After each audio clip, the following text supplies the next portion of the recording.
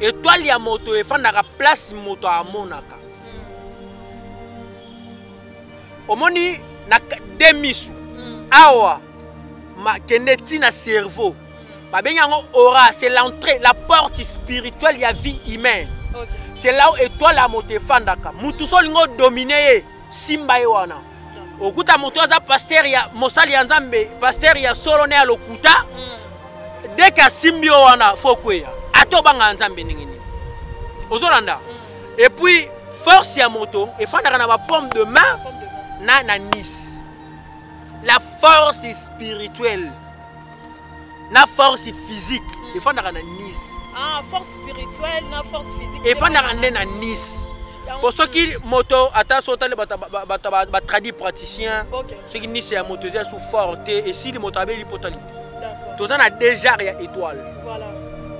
Hein? Toi on a étoile Qadariya. Non étoile Barakatiya. Et l'une collacsanite. Toi on a étoile ya destin. Toi on a étoile ya chance. Mais est-ce qu'on a kata mokili? Ba étoile oyo tokuta na lango na mokili yango efandaka na sama idunia. O efandaka mutu na mbunju awo.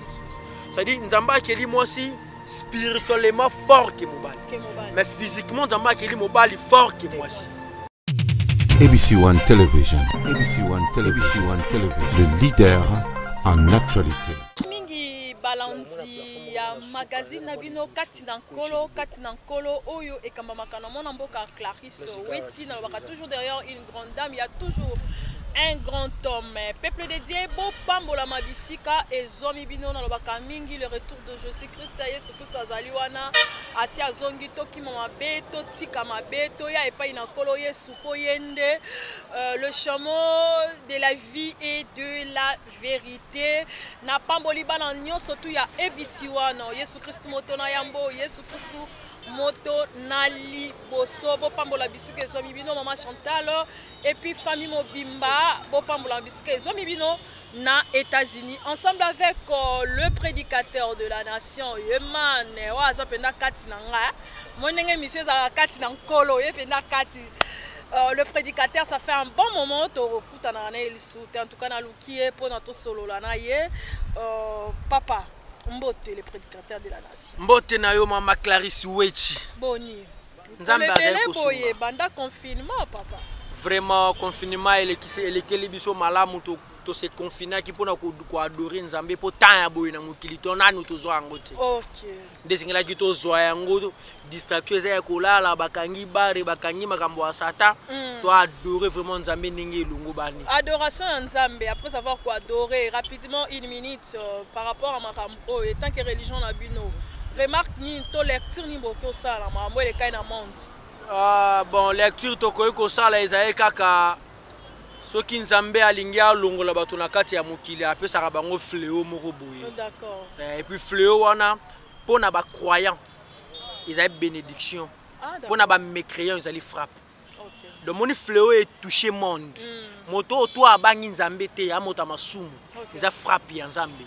Mais moto abangi Nzambe soki est touché eza bénédiction. C'est-à-dire ezali lokola bato bazali ko bundela mboka bobimi ebele te moto abimi na souci ya mboka tant babeti ta akufi martyr bon abima ga yiba so lisasi ezu akufi martyr akufi martyr te Clarisse Weti wana akufi pona masomo na ye abimelaki ndenge moko na fléau oyo tala ba puissant ya mokili confinés dans leur maison s'agenouiller pour ressembler à Nzambe. C'est-à-dire Nzambe ngaka la kisa bango ke yenda aza le tout puissant. Yenda aza le tout puissant parce qu'on a vu vraiment les grandes puissances en train de prier pour Dieu. C'était vraiment une période très fort et choquant. Et surtout ndeko nanga pape.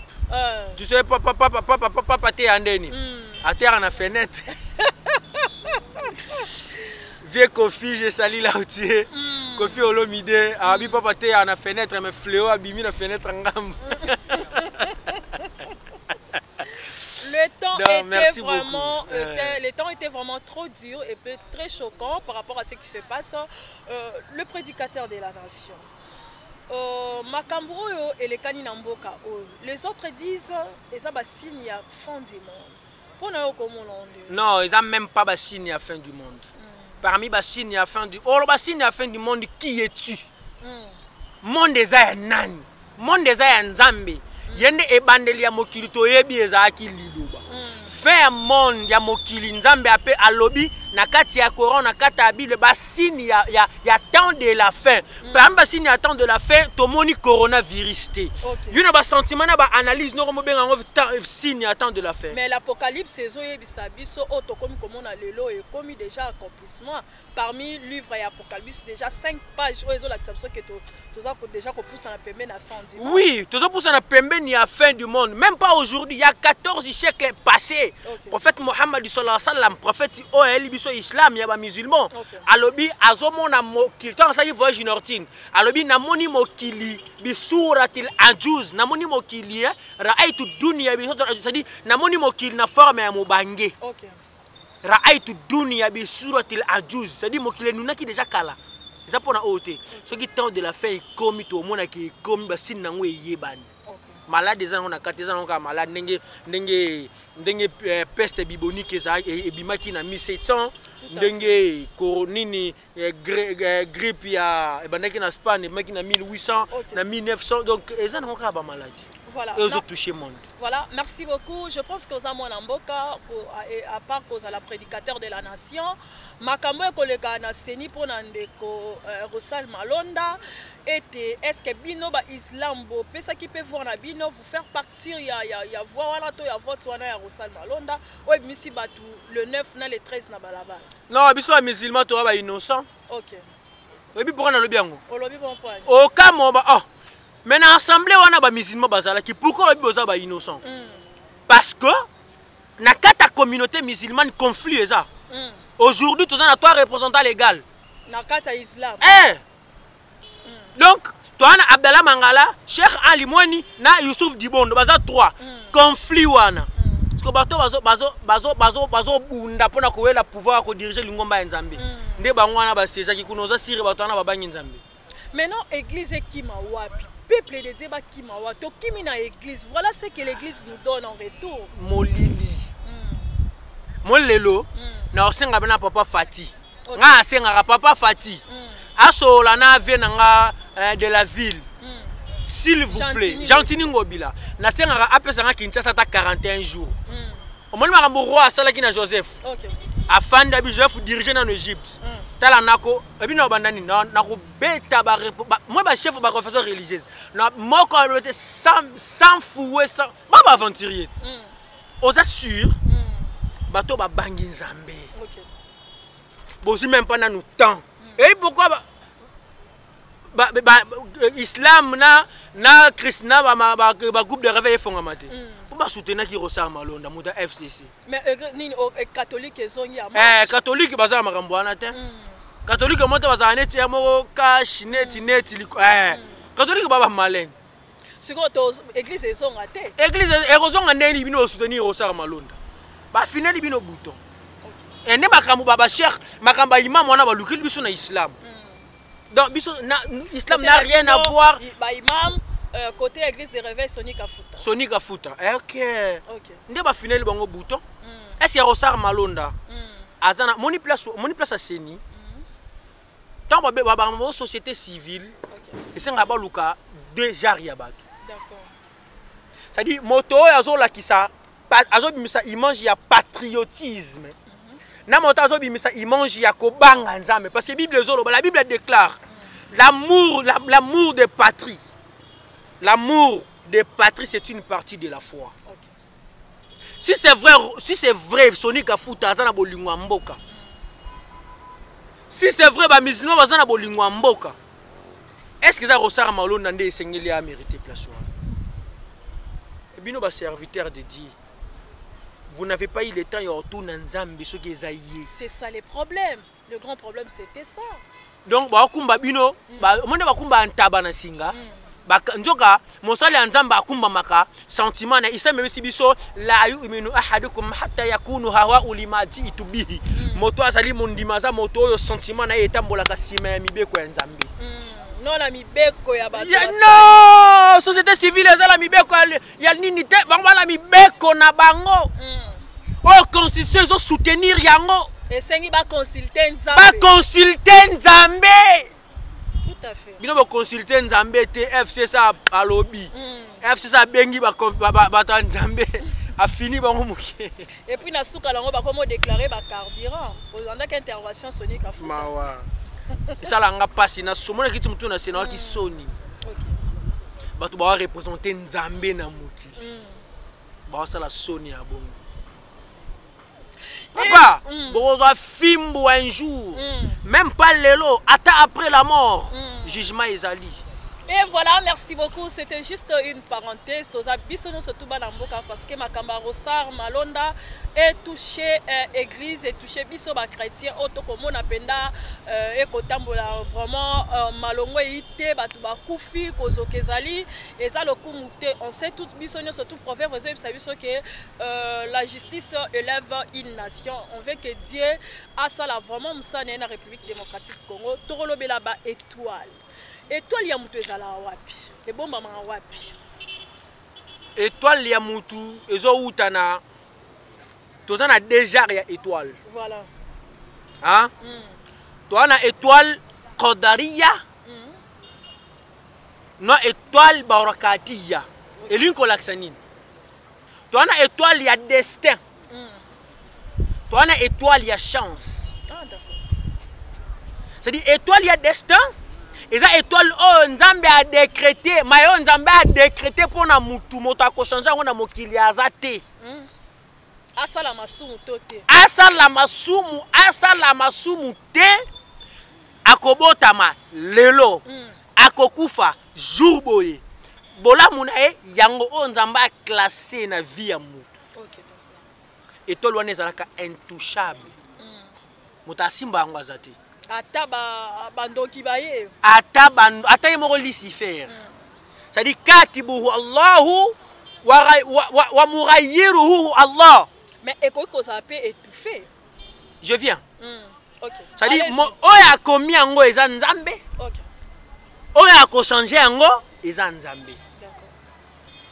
C'est-à-dire étoile ya mutu wana ekozala étouffer kaka na mutu wana ye moko.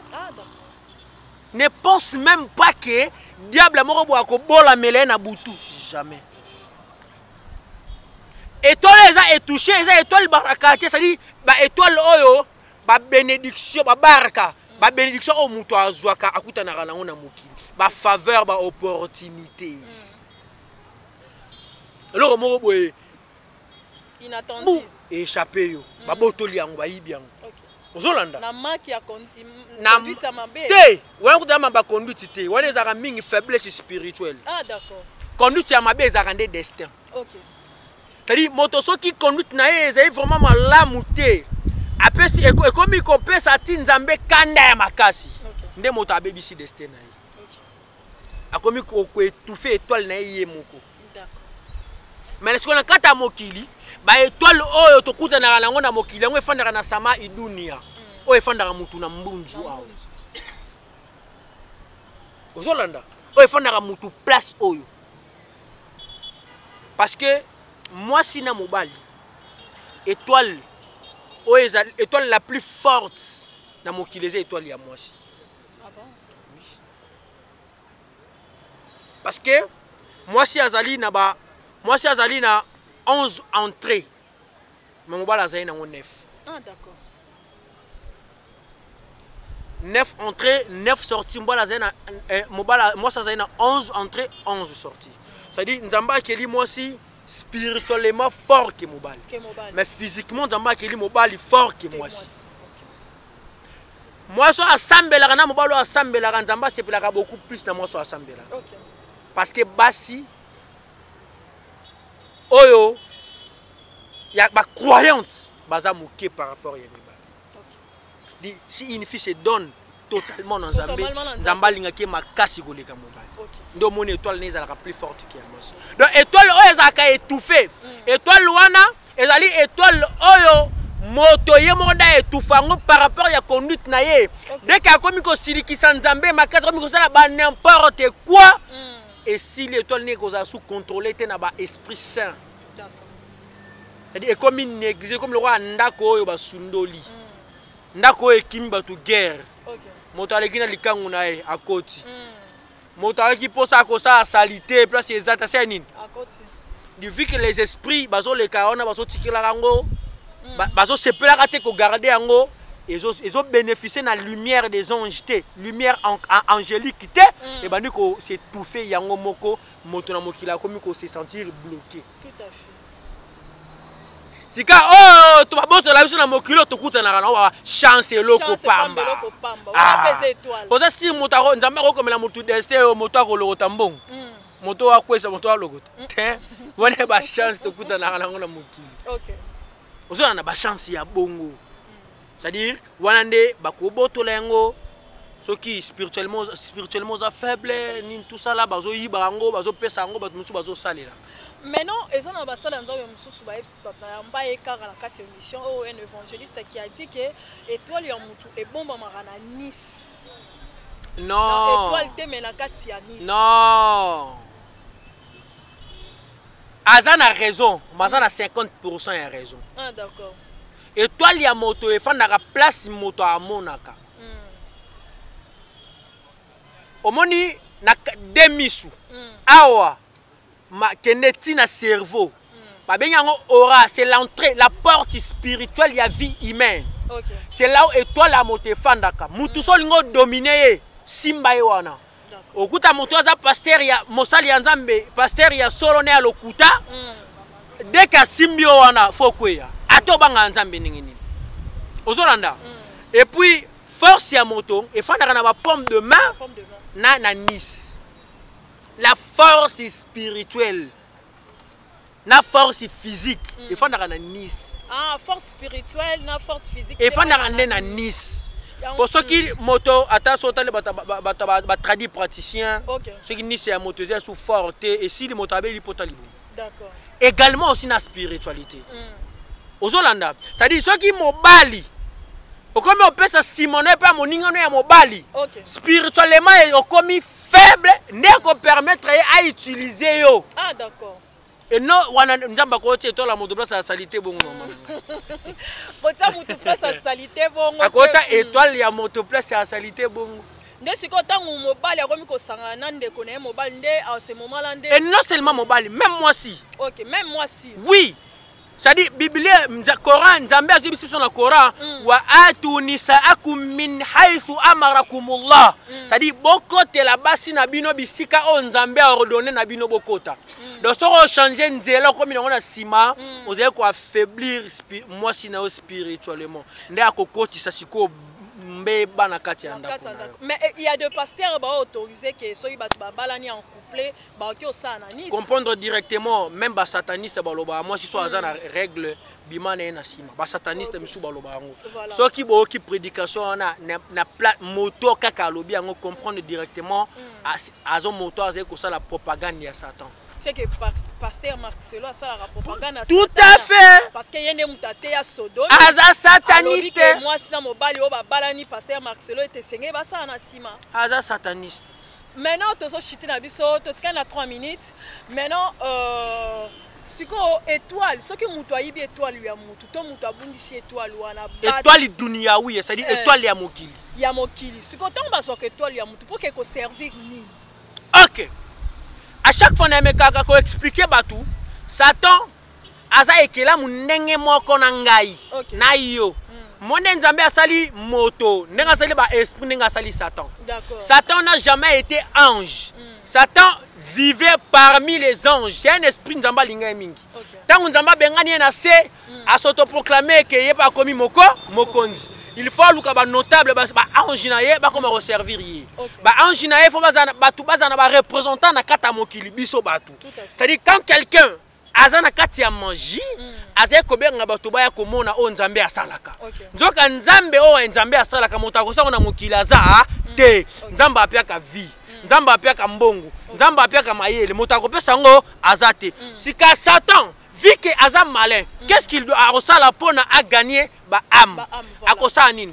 Dès que moto azali faible spirituellement, akoyiba étoile ya moto wana. Supposons moto wana ngaza mayeli makashi. Mingi bayiba rango omoni tant moi sina mobali bazo bima. Ta ba sangana. Bazo sangana. Et que mayo ekenda kopesa mwana ekuti mwasi na période ntango ekenda opesa mwana ntango bozosa couple na mobali na mwasi na yo eke boza faible spirituellement oprofite satan koprofite alala na yo mwasi nzela moko dès que mobali abimisi mai satan pase nini abimisi mai eke ebokoli na yango mwana okuta bana wana babotamaka na babengaka bango bamongol un serviteur de Dieu kokobota mongol te voilà so tali bango partout na monde bana elongi moko c'est-à-dire baza na partie ya Satan là je vous dis sincèrement jour de preuve on a prouvé dans la Bible même dans les Corans na ba émission ezekoya. OK, voilà, merci beaucoup. On nous signale déjà que lumière est dérangée biso. Je pense que l'émission n'est pas finie. Oh, c'est premier épisode. Donc on soit Mosal Nankolo encore le vendredi pour tolober la suite il y a étoile à mekako expliquer biso ngo vraiment na mozindo penda avec des versets bibliques pour que to comprendre réellement ndenge nini étoile ya mutu et ça la utiliser na monde de ténèbres to la ba magicien. Un numéro de téléphone le prophète le prédicateur plus 243 91 076 97 29 plus 243 91 076 97 29.